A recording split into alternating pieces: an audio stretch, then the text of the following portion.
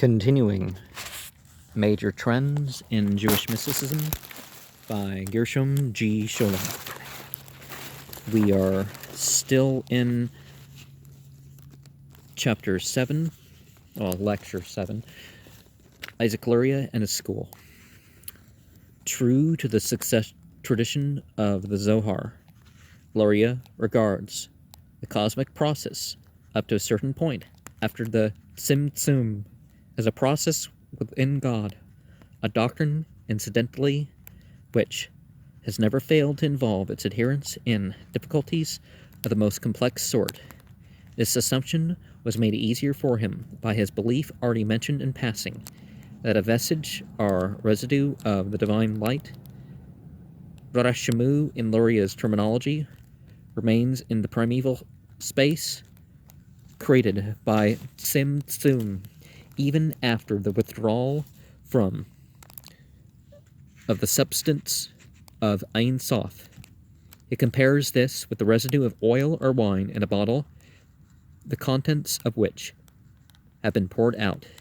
This conception makes it possible to lay stress, alternatively, on the divine character of the Gershom, or on the fact that the essence of Ein Sof has been withdrawn, so that what comes into being as a result of the process must stand outside God. It remains to be added that some of the more decided theists among the Kabbalists have solved the dilemma by disregarding the Gershom altogether. Before going further, it may be of interest to point out that this conception of the Gershom has a close parallel in the system of the Gnostic Basilides, who flourished about 125 of the Common Era. Here, too, we find the idea of a primordial, blessed space, which can neither be conceived of nor characterized by any word, yet is not entirely deserted from the sonship with a O. The latter is in Basilides' term for the most sublime consummation of the universal potentialities of the relation of the sonship to the Holy Spirit, or pneuma. Basilides says that even when the pneuma remained empty and divorced from the sonship, yet at the same time it retained the latter's flavor, which permeates everything above and below, even as far as formless matter and our own state of existence. And Basilides, too, employs the simile of a bowl in which the delicate fragrance of a sweet-smelling unguent remains, though the bowl be emptied, with the greatest possible care.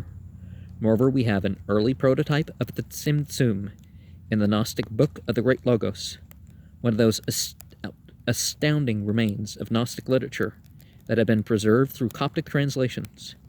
Here we are taught that all primordial spaces and their fatherhoods have come into being because of the little idea, the space of which God has left behind as the shining world of light, when he withdrew himself into himself. This withdrawal that precedes all emanation is repeatedly stressed. And before we go into part 5 of this lecture, let us think that, let us consider the possibility that omnipresence does not mean that any part of creation is part of God, or that God's specifically there. We can say that there are more sacred places than others and that sort of stuff without,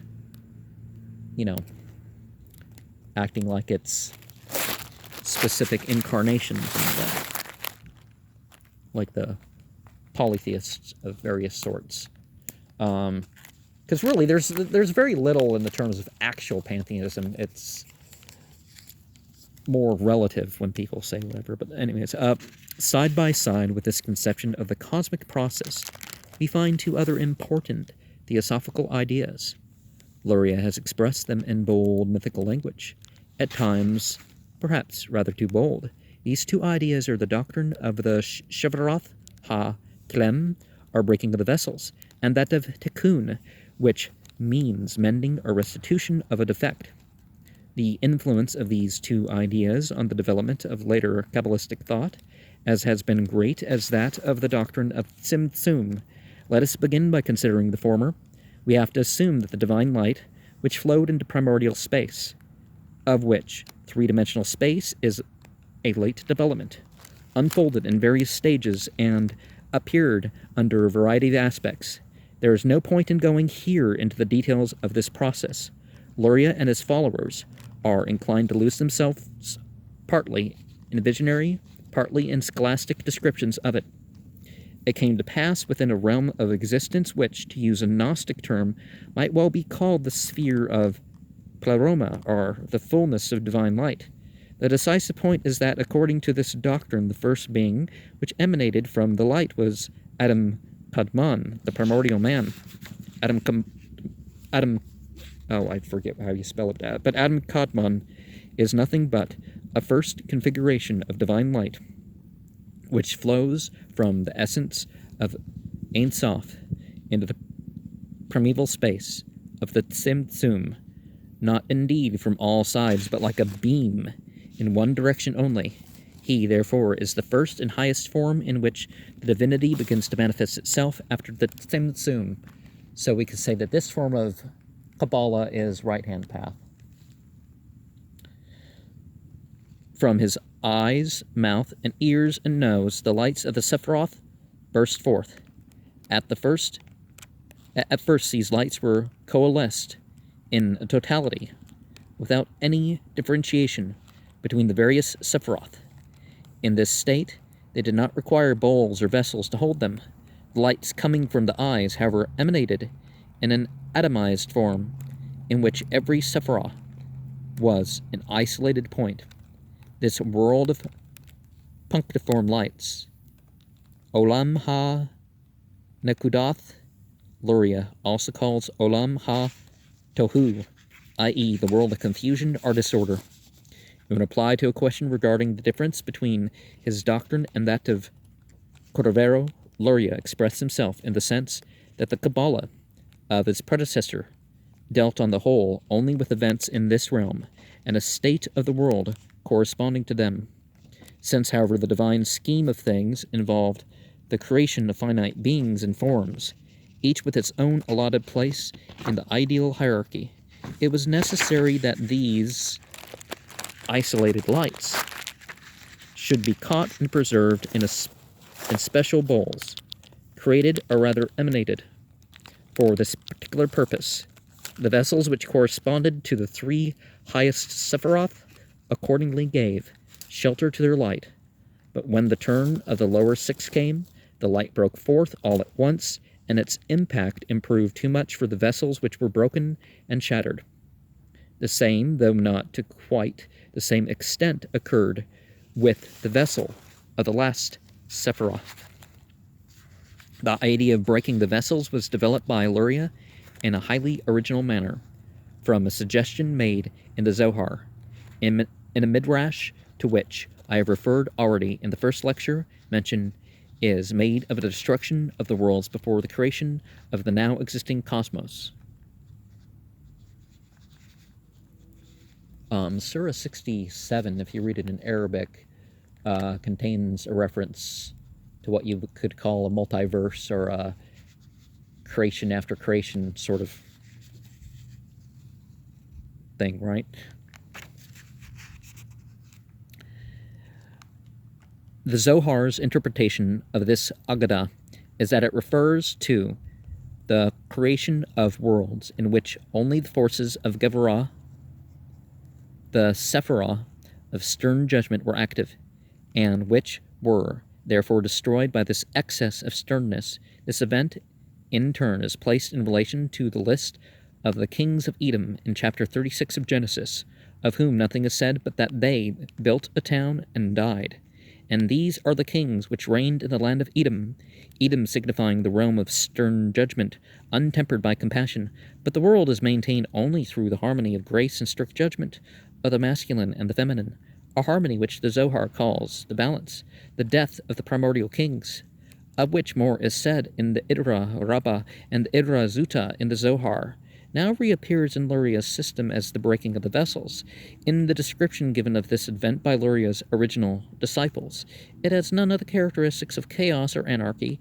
Of the contrary, it is a process which follows certain very definite laws or rules which are described in considerable detail.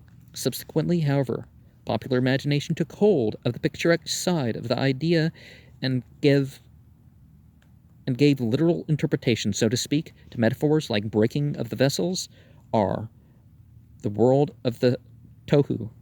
In this manner, the emphasis was greatly shifted from the lawful to the catastrophic nature of the process.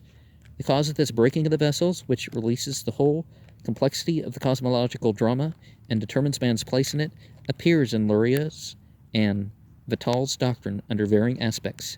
In the immediate sense, the event is traced back to certain technical flaws in the structure of the Sephirotic atom cosmos, from which the accident follows with necessity. In a profounder sense, however, the event is due to what I propose to term with Tishbe the cathartic cause. For Luria, the deepest roots of the Klippot are shells, i.e., the forces of evil existed already before the breaking of the vessels, and were mixed up, so to speak, with the lights of the Sephiroth and the above-mentioned Reshamu, a residue of Ein Sof in the primordial space. What really brought about the fracture of the vessels was the necessity of cleansing the elements of the Sephiroth by eliminating the Klepot, in order to give a real existence and separate identity to the power of evil. The Zohar, as we have seen, already finds evil as a byproduct of the life process of the Sephiroth, and more particularly of the Sephiroth of strict judgment. According to Luria, these waste products were originally mixed with the pure substance of Deen, sternness. If you take it further back, a system of judgment not being a negative or positive thing, just, making an opinion, so, basically your way of life or whatever. And it was only after the breaking of the vessels and the subsequent process of selection that the evil and demonic forces assumed real and separate existence in a realm of their own. Not from the fragments of the broken vessels, but from the dross of the primordial kings did the domain of the Klippa arise. More than that, the Zohar's organological imagery is developed into its logical conclusion. The Shevarah is compared to the breakthrough of birth, the deepest convulsion of the organism, which, incidentally, is also accompanied by the externalization of what might be described as waste products. In this manner, the mystical death of the primordial kings is transformed into the far more plausible symbol of a mystical birth of the pure new vessels. This cathartic interpretation of the meaning of the Shevarah was accepted by all the Kabbalists of the Lurianic school. For some of them, however, the idea that the roots of evil lie in the world of points remained a stumbling block, since it seemed to suggest a dualistic conception of God, i.e., one of the most serious heresies. They, therefore, held to the view that the powers of evil developed out of the scattered fragments of the vessels which have sunk into the lower depths of the primordial space, and there constitute the depth of the great abyss in which the spirit of evil dwells. Like all attempts to answer the question, unda malam, the effort to find a rational explanation of the existence of evil, or rather of its myth, fails to give complete satisfaction. Again, the Gnostical character of the doctrine is clearly evident. The mythology of the Gnostical systems, too, recognizes the pleroma as dramatic processes in which particles of the light of the ions are driven out and fall into the void. In the same manner, Luria accounts for the fall of divine sparks of light from the divine realm into the lower depths. Later Kabbalists have lavished a great deal of further speculative thought on this point. According to some of them, the breaking of the vessels is connected, like so many other things, with the law of organic life in the theosophical universe. Just as the seed must burst in order to sprout and blossom, so too the first bowls had to be shattered in order that the divine light, the cosmic seed, so to speak, might fulfill its function. At any rate, the breaking of the bowls, of which we find exhaustive descriptions in the literature of Lurianic Kabbalism, is the decisive turning point in the cosmological process.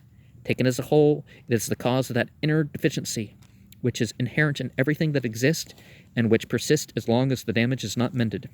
For when the bowls were broken, the light either diffused or flowed back to its original source, or flowed downwards. The fiendish netherworlds of evil, the influence of which crept into all stages of the cosmological process, emerged from the fragments which still retained a few sparks of the holy light. Luria speaks of just 288. In this way, the good elements of the divine order came to be mixed with the vicious ones. Conversely, the restoration of the ideal order, which forms the original aim of creation, is also the secret purpose of existence. Salvation means actually nothing but restitution, reintegration of the original whole, or tikkun, to use the Hebrew term. Naturally enough, the mysteries of tikkun are the chief concern of Luria's theosophical system, theoretical and practical. Its details, particularly on the theoretical side, are of a highly technical nature, and I shall not go to the length of describing them here. What we have to consider are the few basic ideas which find their expression in the theory of tikkun. 6. These parts of the Lurianic Kabbalah undoubtedly represent the greatest victory which anthropomorphic thought has ever won in the history of Jewish mysticism. It is as certain that many of these symbols reflect highly developed mystical meditations which are almost impenetrable to rational thought, and it is undeniable that, taken as a whole, this symbolism is of a somewhat crude texture. The tendency to interpret human life and behavior as symbols of a deeper life, the conception of man as a microcosmos and of the living God as a macroanthropos, has never been more clearly expressed and driven to its farthest consequences. In the stage which corresponds to the manifestation of God under the aspect of Adam Kadmon, before the breaking of the vessels, the forces in action are not yet altogether parts of an organic whole, and likewise have not yet assumed a distinctive personal and characteristic configuration. Now that the vessels are broken, a new stream of light wells from the original source of Ein Sof, and bursting forth from the forehead of Adam Kadmon gives a direction to the disordered elements. The lights of the Sephiroth, streaming from Adam Kadmon, are organized in new configurations, in each of which Adam Kadmon is reflected in certain definite forms. Each Sephiroth is transformed from the general attribute of God into what the Kabbalists call a partsuf, a countenance of God, which means that all the potentialities implied in every Sephiroth are now brought under the influence of the formative principle, and then in each, the entire personality of God becomes apparent, if always under the aspect of a distinctive feature. The God who manifests himself at the end of the process represents a great deal more than the hidden Ein Sof. He is now the living God of religion, whom the Kabbalism attempted to portray. The whole attempt of Lurianic Kabbalism is to describe the theogonic process in God in terms of human existence, to represent an effort to arrive at a new conception of the personal God. But all it does is to culminate in a new form of Gnostical mythology. There is no use trying to get away from this fact. Luria tries to describe how, in the process of tikkun, of restoring the scattered lights of God to the right place, the various aspects under which God manifests himself emerge from the other as so many parts of them. The conception of these is already quite personalistic. Now, the Shemham Forosh, that extended name, you add a couple letters and we're talking about angels. And so we can think of, here's the quality. The angels are the spiritual manifestations of those spiritual creation manifestation of those qualities in their undefiled way. and we experience them in the material world. Now, do humans take on those names? Probably that's where the corruption and separation has occurred, right? Because we're not necessarily maintaining our original states, have we?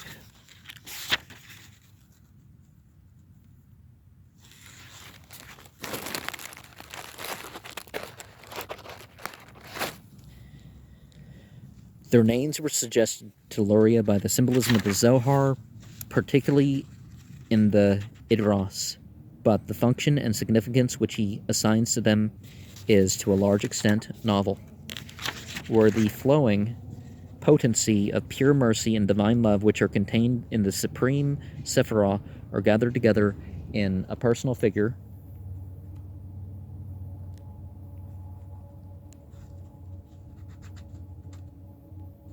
there, according to the Zohar, arises the configuration of Arik Anpin, occasionally translated the long face, but actually signifying the long-suffering, i.e. God the long-suffering and merciful. In the Zohar, Arik is also called Erika Kadisha, i.e. the Holy Ancient One. For Luria, the former is to some extent a modification of the latter. The potencies of the Sephiroth of divine wisdom and intelligence, Hokmah and Binah, have become the partsifim of father and mother, Abba and Emma, the potencies of the 6 lower Sephiroth, Abba and Emma, of course, having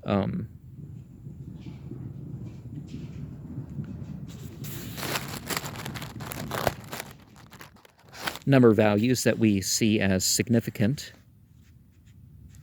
Emma would have the number value of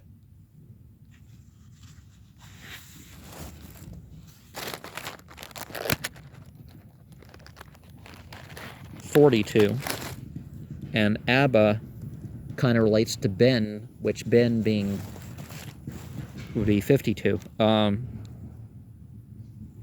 potency of the 6 lower Sephiroth, spheres, with exception of the Shekinah, in which, therefore, mercy, justice, and compassion are in a harmonious balance and organized into a single configuration with which Luria, in accordance with the Zohar, calls Zair Enpin.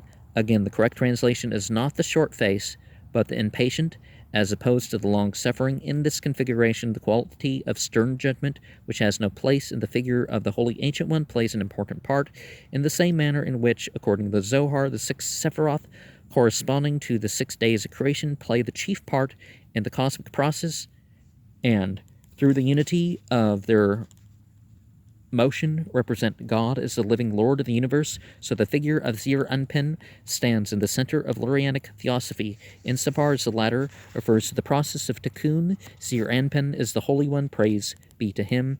What the Holy One, praise be he, and the Shekinah were for the Zohar, Zir Anpin and Rachel, the mystic configuration, are part Suf of the Shekinah, are Luria. As long as the Tikkun is not complete, they form 2 Partsufim, although the doctrine essentially concerns the one fully developed personality of the living God, which is carved out of the substance of Ein Sof by the immeasurably complicated process of Tikkun. The doctrine of Zir and Rachel, therefore, is the real focal point of the theoretical side of the Tikkun. The origin of Zir Anpin in the womb of the Celestial Mother, his birth and development, as well as the laws in accordance with which all the upper potencies are organized in him, form the subject of detailed exposition in the system developed by Luria's followers. There is something bewildering in the eccentricity of these over-detailed expositions. The architecture of this mystical structure might be styled Baroque. Luria is driven to something very much like a mythos of God giving birth to himself. Indeed, this seems to me to be the focal point of this whole involved and frequently rather obscure and inconsistent description, the development of man through the stages of conception, pregnancy, birth, and childhood, to the point where the developed personality makes full use of its intellectual and moral powers. The whole process appears as a bold symbol of the Tikkun in which God evolves his own personality. Well, certainly God will be known through creation, right? But mythology, in a way, is more about us. I mean, at least it tends to be. Yeah, fine, our relation to God and all that. I'm not denying that. But it directly relates to us. Different intelligent beings that this would matter for them might, that things would be explained to them in their own way. Didn't Muhammad go off and say, we got to go speak to these things? So, kind of the impression is that the spirits that he ministered unto were, maybe had different roles and stuff than the humans did. I mean, certainly didn't have the human frailty and limits that you could say. But anyways, the conflict here is latent but inescapable. Is Ein Sof the personal God, the God of Israel, and are all the parts of him only his manifestations under various aspects? Is Ein Sof the impersonal subsistence, the Deus absconditus, who becomes a person only in the parts of him? What could easily be managed so long as it concerned only the theological interpretation of the doctrine of the Zohar, with its immediate relationship between Ein Sof and the Sephiroth, becomes a pressing problem in this very complicated process of Tzimtzum and Shevarah. In the long chain of events leading up to the development of Zair Anpin, the more dramatic process in God becomes the more inevitable is the question, where in all this drama is God? For Cordovo, only Ein Sof was the real God of whom religion speaks, and the world of divinity with all its Sephiroth, nothing but the organism in which he constitutes himself in order to bring forth the universe of creation and to act in it. In reading the authentic literature of Lurianic Kabbalism, one is frequently struck by the opposite impression. Ein Sof has little religious interest for Luria. His 3 hymns for the 3 Sabbath meals are directed to the mystical configurations of God, the Holy Ancient One, the Zeir Anpin, and the Shekinah, for whom he employs a Zoharic symbol, the Holy Apple Garden. These hymns have the magnificent sweep of mind, which visualizes a mystical process, half describing it, half conjuring, and producing it through these very words. Their solemnity is highly suggestive, and the 3rd hymn in particular deserves its immense popularity. So well does it express the mood which envelops the mind when the growing dusk proclaims the end of the Sabbath. In these hymns, then Luria appears to address the parts of him as separate personalities. This is an extreme attitude. There have always been Kabbalists who declined to go so far, and, like Moses, Hayim Luzzatto insisted on the personal character of Ein Sof. These outspoken theists among the Theosophists never ceased to reinterpret the doctrine of the parts of him in a sense designed to strip it of its obvious mythical elements, a tendency particularly interesting in the case of Luzzatto, whose doctrine on the world of divinity was the offspring not of pure theory but of mystical vision. For the rest, the manifold contradictions and non sequiturs in Vital's writings supplied these Kabbalists with a sufficiency of arguments in favor of their own theistic exegesis. According to Luria, this evolution of personality is repeated and, as it were, reflected at every stage and in every sphere of divine and mundane existence. From earlier sources, the Kabbalist of Safed, and in particular Cordovero, had adopted the doctrine of 4 worlds placed between the Ein Sof and her earthly cosmos, a doctrine of which no trace is to be found in the major part of the Zohar. In Safed, this theory was, for the first time, more fully elaborated, and Luria too accepted it, though, in his own way, the 4 worlds are 1. Atziluth, the world of emanation and of the divinity which has so far been our subject; 2. Beria, the world of creation, i.e., of the throne, the Merkabah, and the highest angels; 3. Yetzirah, the world of formation, the chief domain of the angels; and 4. Asiya, the world of making, and not, as some translators would have it, action. This 4th world, similar to Plotinus's hypostasis of nature is conceived as the spiritual archetype of the material world of the senses. In every one of these four worlds, mystical vision, which unravels their innermost structure, perceives the above-mentioned configurations of the Godhead, the parts of them, albeit shrouded in progressively deeper disguise, as it is shown in the last part of Attal's Tree of Life. For Luria and his followers, there is no break in this continuous process of evolution. This fact makes the problem of Luria's theism doubly acute, for the pantheistic implications of this doctrine are too manifest to require emphasis.